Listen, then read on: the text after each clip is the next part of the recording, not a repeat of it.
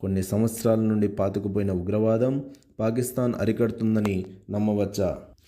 Pahalgam ఉగ్రదాడికి TRF అనే ఉగ్రవాద సంస్థ బాధ్యత తీసుకుంది.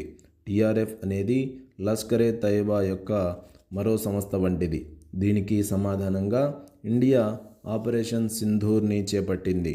అందులో భాగంగా పాకిస్తాన్లోని 9 వేర్వేరు ఉగ్ర స్థావరాలపై దాడి చేసింది.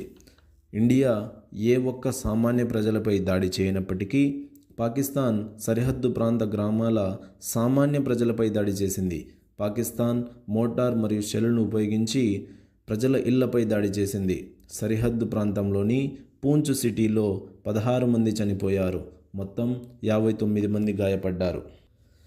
పూంచ్ వాసి అయిన హర్చరణ్ సింగ్ అంటారు, తన స్నేహితుడైన రిజ్వాన్ తన 2 పిల్లలను దాడుల నుండి తప్పించుకునే ప్రయత్నంలో బాంబు పడడం వలన 2 పిల్లలు చనిపోయారని. ఇది ఉగ్రవాదం కాకపోతే ఇంకేంటి? ఇండియా దాడి